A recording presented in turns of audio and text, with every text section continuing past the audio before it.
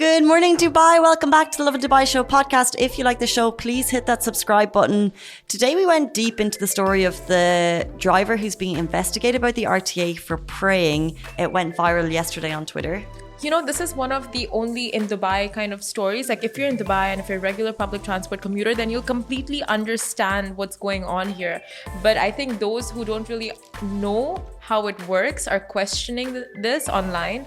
And that's what we got into and delved right into.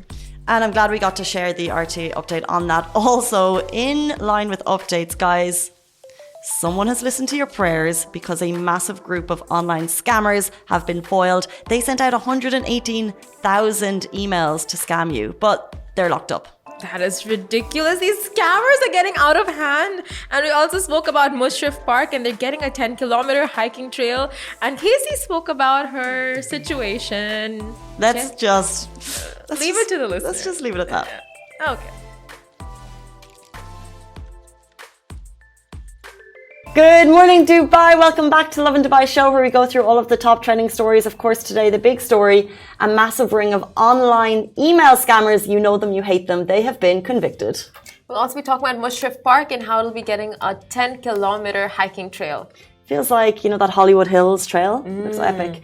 And then later on in the show, we're going to be talking about the RTA who have investigated the praying bus driver. This story has gone viral on Twitter. We shared it on Lovin Dubai and it's developed a lot of conversation. But before we get into all of that, good morning to every single one of you, except for the people behind the Emirates Post scam. Yeah. They're messaging me more than my mom. Oh, that's quite a bit then. Right? That's quite a bit of Are you getting the messages? I don't really check my messages all that often, but like every now and then I'll see like that Aramex scam or like a Emirates Post or like your delivery is reaching, pay for it. Like, yeah. And course. It's not just messages. Yeah. It's emails. It's phone calls. They're everywhere. And it's ridiculous. Like, it's just like overnight, it's just picked up so much. I just feel like in the last, so many people have sent us DMs and we're tracking them and people in the office saying, oh, I got this today. I just feel like in the last week, there's been so many. And you're thinking, is there a house somewhere? Yeah. Where like, I was chatting to Shir about this yesterday. You know, we're coming to work, we're making content. This is our job. Yeah. There's someone who's getting out of bed, getting bread, making the breakfast, and then going here to work on another thing and scam people. I'm like, do you get a salary? Do you have a visa? Do you work in Dubai? Do you work in the UAE? I'm sure, you know, see, these kind of scams, they employ all these people because they make so much money out of it. And I don't think it's just like the Emirates Post scammers or the Aramex scammers. It can be a group. And that too, like preying on all these offices and preying on interns and all those email scams that like the big companies get, right? Like your CEO is asking you to go and get the Apple Pay cards that we ourselves have like witnessed in this office. It's everyone's seen that one. That hey, this is your boss. Can you just run and get me this ASAP? And you're like, okay, what do you need? Yeah, and they go and spend like 3,000, 4,000 just like those Apple cards, and they come back and like the boss is just like, where have you been? Why aren't you on time? And then they go like, Apple cards. Here's those Apple vouchers you wanted, sir. However, speaking of the amount of money they make, and speaking of, I've just seen one of the comments saying, well, so tired of scammers and scams. Someone saying Dubai is the safest city. 100% group, which we're about to talk about now, 7 companies involved, they made 32 million. However, their operation has now been foiled. Thank God for that. They were scamming financial institutions. They were ringing people, pretending to, and actually this happened to my mom, pretending to be a while ago, pretending to be the bank. Same people, maybe. And I reported it on Dubai Police Eye. Oh, wow. Casey, good job. You're welcome, guys. You're literally like saving the community. No one... Not me. Not the police. It's not me. You, not the police, yeah. So, I know we are all sick and tired of these scams, and Dubai has been hard at work plucking out the dregs of society who plague us with constant email scams and phone scams. And now, the money laundering court at Dubai courts has convicted a 30-member gang and 7 companies for laundering money and embezzling 32 million dirham in an online scam. These 30 members face a combined total of 90 years in prison, after which they will be deported and they will pay a 32 million fine. So, the courts are not holding back on this one. 100%. So how did the scam work? Now, Councillor Ismail Madani, Senior Advocate General of Head of Public Funds Prosecution, said that the gang stole the money by sending 118,000 phishing emails to victims, falsely impersonating banks and financial institutions with whom the victims had business relationships. Now, these phishing emails requested the victims to transfer payments to the defendants' accounts, and later the defendants cashed out the money or transferred it to other accounts, while other defendants used to purchase cars or to conceal the illicit source of the funds. So we know this scam is not unique, and then Councillor Madani reiterated the UAE authorities spare no effort in combating such criminal activity. They are fully committed to fighting money laundering, online crimes and scams that can potentially detrimentally impact on the national economy. He also commented the collaborative efforts of various entities to address such crimes, and uphold the rule of the law. So yes, it's happening, but the police are making a massive effort to combat it because obviously, as we said, it's a major pain in the eye to most of us. Exactly, and we see so many scams. Like people have fallen prey to such horrible scams. Like I read about one recently of like a Ponzi scheme, where not Ponzi, it's like a recruitment scam, where you apply on this website to get recruited, and you can apply to Canada or the UAE or India or wherever, and it's like you're promised a job, you're promised everything from like very reputed companies, and you pay to get in on it, and then you get your first interview, you get like 2-3 rounds of interviews, and you just keep paying, but you never get the job. So it's like that scam is massive. And then you see like these small scams as well that really just get people to pay like such lump sums. That's so interesting, and I've seen that people are messaging onto Facebook groups. They're thinking about moving to Dubai, and they're jumping onto the British Mums Facebook group saying, I've got this package, what do you think? And everyone's thinking, I don't think they're going to ask you to pay for your visa before you arrive. So always question it if it looks too good to be true. People are being offered nice salaries, and that is an even more heart-wrenching one, because in this case they sent 118,000 email phishing scams, which basically means there's a bot going. I can't even fathom how it works, but 118,000, it's not a person, it's a bot. But to hold those interviews and to really kind of like honestly look someone in the eye and scam them, that's a whole other level of just worst human being. Yeah, so I hope delicious. They are dragged through the courts and justice will be served. 100%. Like you see so many crazy scams happening around the world and in the region. Like people are, and that too, like it preys on the most vulnerable, at your most vulnerable state when you're either looking for a job, looking for a visa, looking for your Shein order, like whatever it is, your shopping order. when your clothes are coming, you're so excited. Everything else goes out the window and you're like, I'll pay the 4 dirham. Yeah. They get you. And you're not just paying the 4 dirham. No, you think you're paying a 4 dirham delivery. Turns out to be hundreds, thousands. It is ridiculous how they do it, but of course. Well, we're zen, the police are on the ball, and right now there's a 30-member gang who are facing prison and a 32 million dirham fine because of their misdeeds. So, exactly. We're good. We're good. Dubai police is on it as usual, and who else is on it are just Dubai authorities and Mushrif Park, developers, because Mushrif Park is getting a 10-kilometer hiking trail.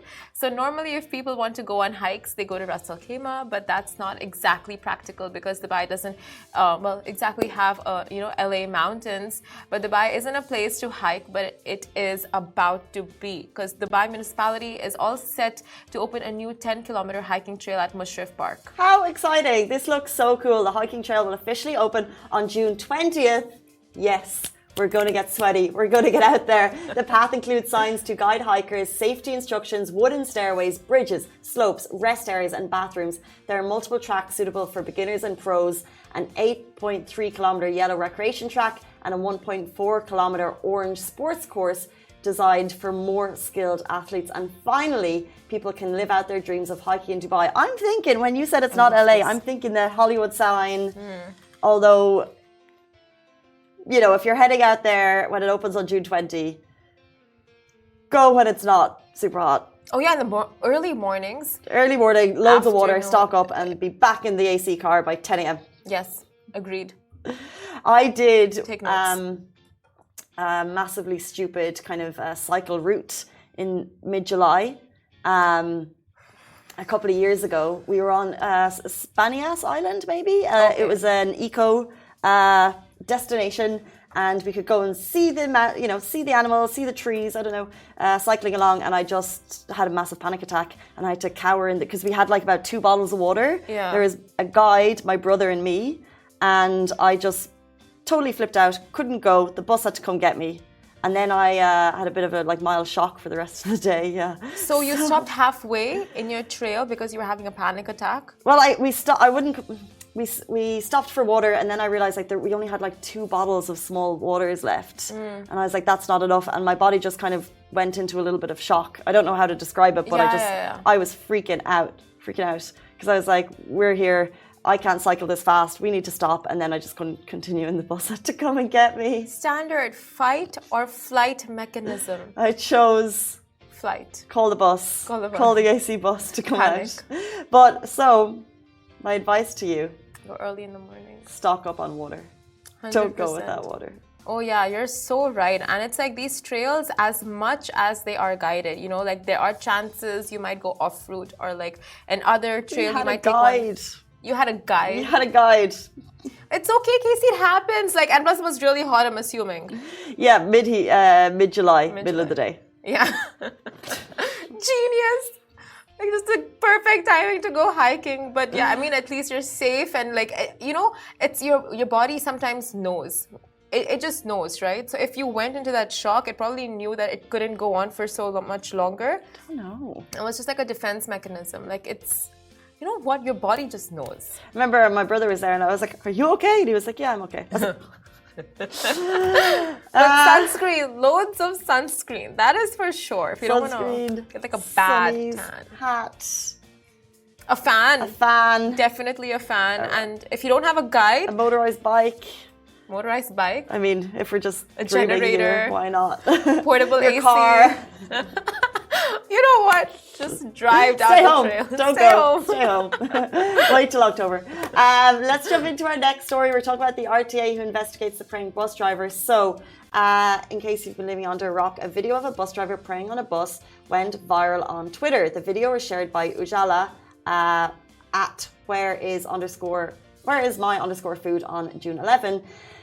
When she shared it, she simply wanted to highlight the goodwill of people who patiently waited while the driver was praying. She captioned the tweet, "Bus driver in Dubai wanted 5 minutes to pray and people had no problem waiting for it. Good gesture. This is how humanity will survive with kindness. Imagine the same thing happening in our country," she lives elsewhere, "and the consequences of that on and offline." The video has been seen over 330,000 times. However, the video drew immediate debate. Some said he should do his religious duties during his own personal time. Others should not suffer because of my religious practice. And others added, if a policeman, I would give him a big fine, if they were a policeman. While others jumped on his defense, reminding people that the bus doors don't open until the right time, and this could be at his own time. So, since the video has been shared, it's worth noting that the RTA have jumped in with their response. They clarified. They said, kindly note that we continuously strive to maintain our service quality, and any kind of behaviour from a driver outside his scope of work is subjected to a thorough investigation. We would like to clarify that after investigation, the bus was outside of operational hours during this time. As per RTA rules and regulations, nobody is allowed to enter the bus before or after the scheduled trip time in order to ensure a safe environment for both the driver and the passengers. Thanks for understanding. Now, if you live in Dubai and if you are a regular public transport commuter, then you would know that this practice is absolutely normal. And which practice? Having the bus doors closed until it's time for the next trip. It's completely normal, and it is bus drivers are permitted to either leave the bus when it's closed during their break time and use the washrooms, or go pray in designated areas, or they are permitted to eat inside the bus, or pray, because we've seen it a number of times. If you live in Dubai, you know that this is regular practice. completely normal. But I think what people like who are not living here are concerned about is like the fact that loads of people were waiting outside the bus in the heat and they weren't allowed inside. But that is just I mean, you would not have anyone entering the bus during its non-working hours, because the bus driver needs to see who is entering the bus, who is exiting the bus, like for just safety purposes. Yeah, you don't just have a bus that stands stationary with the doors open for too long a period of time. And that's exactly what people are kind of jumping to the fence as well. They said the fact that whenever the bus drivers take a break after completing one full trip, they take a 5 or 10 minutes break at the last stop. I've seen many times drivers praying during their break. No driver stops at any point and asks people to wait. And it's a fair, logical response. You know, like there's no driver who's saying, guys, can you just alight while I... That doesn't happen. Exactly. And I think as we just spoke before the show, like drivers are under very strict rules. Like the RTA is efficient. It's always on time, obviously, bar some traffic. But they run an impeccable service, and that's probably down to the training of the drivers and what they need to do. So in fact, it's much more logical of a response that yes, at the end of each route, they take a break, the doors are shut. That's a bus break and it's a driver's break to do their own time. Exactly. And then maybe someone who's visiting was just surprised to see the driver praying and then thought, oh great, everyone's kind of chilling, waiting. Everyone else knows the score, they live here a long time. Exactly, like word to word of what you said, like just point. And the fact that, I mean, that's what, if you live in Dubai, you understand all of these practices. Like, you know, it's normal, it's their time, the bus is closed at that period because it's at the end of the trip or at the very beginning of the next trip. And it's like a very long route for them, you know. So at their time, they are permitted to do like pray or eat on the bus or outside the bus. It's completely normal. And whether someone chooses to pray, to read, to sleep, whatever regulations the RTA have, that's irrelevant. The main point is that nobody is actually permitted to enter the bus as per the RTA regulations before or after the scheduled time in order to ensure a safe environment for both the driver and the passengers. Yeah, so the driver 100%. Was fully within his work remit to have the doors closed and to use his time for himself.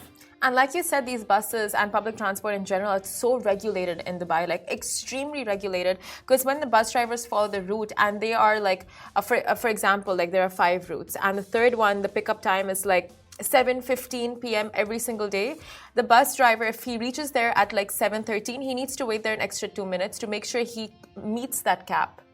So if he doesn't, it's like a warning message from RT that they get on their dashboard. So it's very it is quite regulated. Like ups and downs do happen from time to time, but majority of the time it's like very regulated and it's all like made sure it's like scheduled. Clockwork. Yeah, it's like clockwork. Exactly. Just like the RTA Metro. Yes, it gets busy at times. Yes, in some cases there might be delays. However, the actual regulation that they have in place to get us from A to B in a smooth and safe environment is bar none, and it's price effective. Yeah, cost effective, super cost effective. Super cost effective. Guys, it's 8:46 on a Tuesday morning. We're so excited to start the day and have a brilliant one, and we'll be back with you tomorrow morning, same time, same place. Goodbye from me. Goodbye from me.